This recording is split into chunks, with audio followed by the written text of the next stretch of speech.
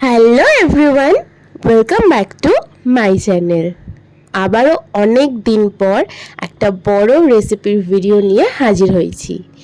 আশা করি অনেকে দেখে বুঝতেই পারছো কি রান্না হতে চলেছে।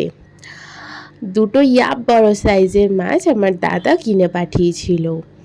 যেহেতু ইলিশের সিজন, ভেবেছিলাম বেশ কয়েক রকম ইলিশের রেসিপি তোমাদের সাথে শেয়ার করব।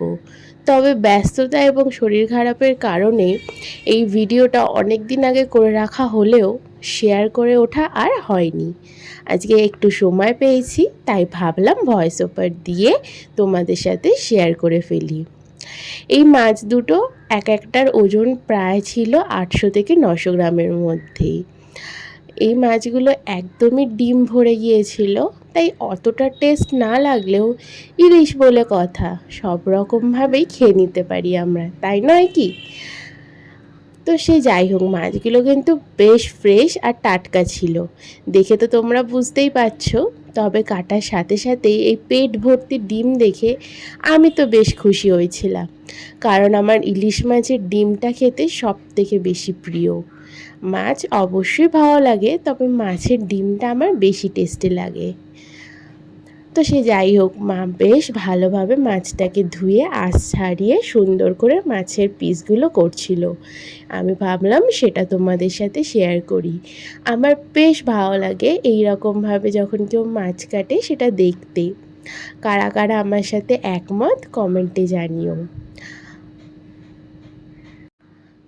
তো চলো, মা মাছগুলো খুব সুন্দর করে কেটে নিচ্ছে। মাছ কাটা হয়ে যাওয়ার পর রেসিপিটা বলতে শুরু করছি।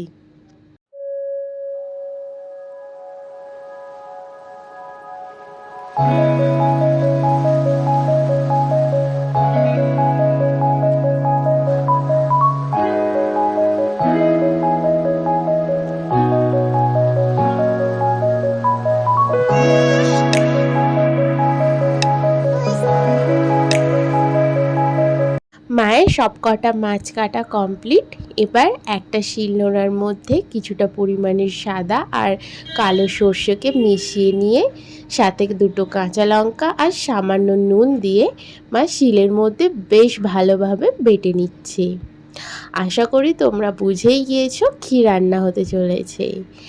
একদম ঠিক ধরেছ, ইলিশ মাছের ভাপা, যেটা আশা করি সবারই খুব প্রিয়।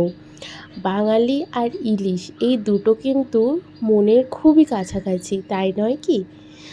আচ্ছা, আমি যেহেতু অনেকগুলো মাছের ভাপা করছি, সেই কারণে একটা ছোট্ট টিফিন বক্সে ধরানোটা খুবই মুশকিল হয়ে যায়, মাছগুলো ভেঙে যাওয়ার সম্ভাবনা থাকে। তাই জন্য আমি এই ব্যবস্থাটা করেছিলাম। একটা বড় গামলায় জল দিয়ে সেটাকে ফোটাতে দিয়েছি কিছুক্ষণের জন্য, আর একটা অ্যালুমিনিয়ামের বাটিতে মাছগুলোকে নিয়ে নিয়েছি। সাথে সর্ষেতে হলুদ, লঙ্কার গুঁড়ো, নুন সমস্ত কিছু মিশিয়ে ওপর দিয়ে ঢেলে দিলাম মাছের গায়ে। একটু মাছগুলো নাড়াচাড়া করে মাখিয়ে নেবে। এবার ওপর দিয়ে দিতে হবে বেশ খানিকটা কাঁচা লঙ্কা। তোমরা গোটা কাঁচা লঙ্কা দিতে পারো, অথবা এইভাবে মাঝখান দিয়ে চিড়েও দিতে পারো। এই পর্যায়ে ঝালটা একটু বেশি দিলে কিন্তু বেশ ভালো লাগে মাছটার টেস্ট। তারপর সবশেষে একদম মনের খুশি অনুযায়ী দেবে কাঁচা সর্ষের তেল।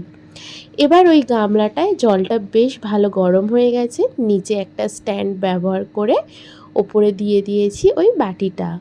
এবার ওপর দিয়ে একটু ঢাকা চাপা দেওয়ার জন্য, যাতে খুলে না যায় ঢাকনাটা, দিয়ে দিয়েছি দুটো শিল, আর ওপরে আর একটা থালা দিয়ে ঢাকা দিয়ে দিয়েছি। এবার মিনিট 15-20 মতন আমি ভাপাতে দেবো এটাকে মিডিয়াম ফ্লেমে।